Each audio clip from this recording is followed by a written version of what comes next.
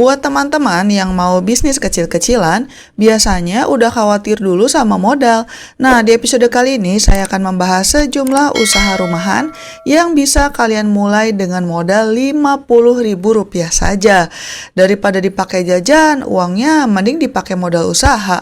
Mau tahu apa aja ide bisnisnya? Sebelum kita membahas detailnya, jangan lupa untuk subscribe dan like karena channel ini membahas berbagai cara untuk mendapatkan uang tambahan. Buat yang mau belajar investasi, silakan klik link di deskripsi dan masukkan kode ekstra untuk dapat welcome cashback Rp25.000 dari Bibit. Ada pilihan syariahnya juga loh. Oke, yuk lanjut lagi nonton videonya. Selamat menonton. Kira-kira bisa nggak sih memulai usaha rumahan kalau modalnya cuma 50 ribuan? Bisa dong, apalagi dengan internet dan teknologi zaman sekarang.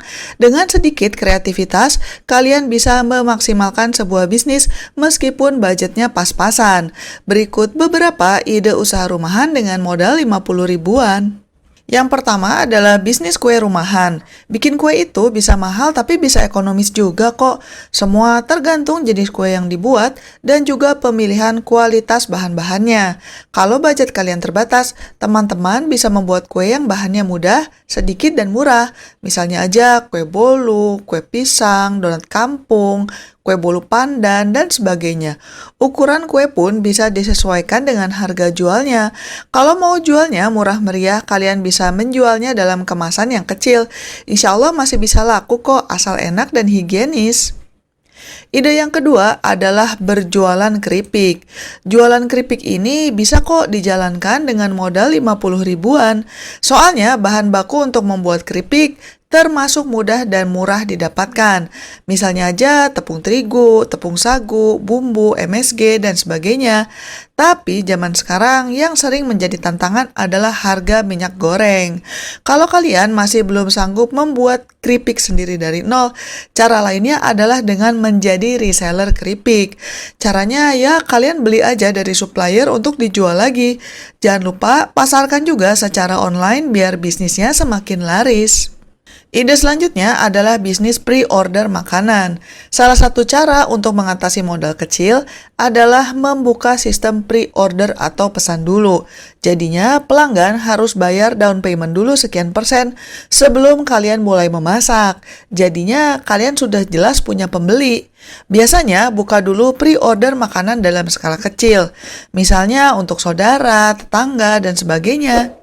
Biar banyak yang order, biasanya untuk tahap awal kita perlu memberi sampel sebagai promosi. Usaha rumahan modal 50 ribuan selanjutnya adalah dengan membuat kerajinan tangan. Kalau kalian punya jiwa seni dan kreativitas yang tinggi, kalian bisa membuat benda-benda berguna dengan desain yang unik untuk dijual.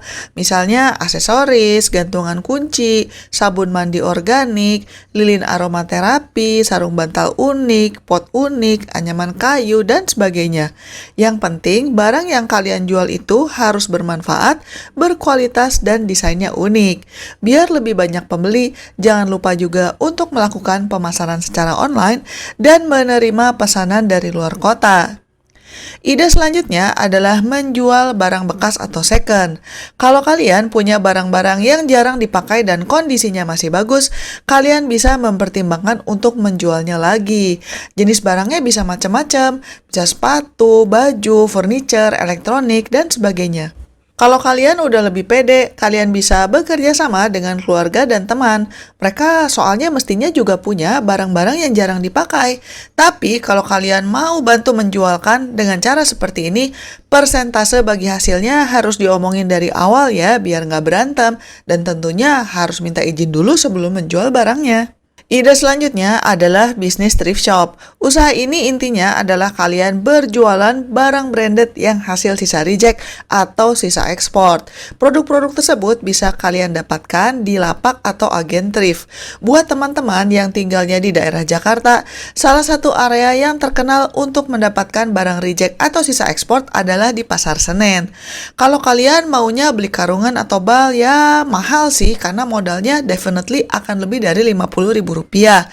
Tapi kalau modal kalian terbatas, kalian bisa mempertimbangkan untuk membeli beberapa potong pakaian vintage atau sepatu unik dulu untuk dijual secara online kepada kolektor di dalam dan luar negeri. Ide selanjutnya adalah bisnis tanaman hias. Kalau modal kalian terbatas, tapi kalian orangnya sabar, salah satu ide yang bisa kalian eksplor adalah untuk berbisnis tanaman hias. Modalnya ya paling buat beli bibit, anakan tanaman, pot, media tanam, pupuk, dan sebagainya.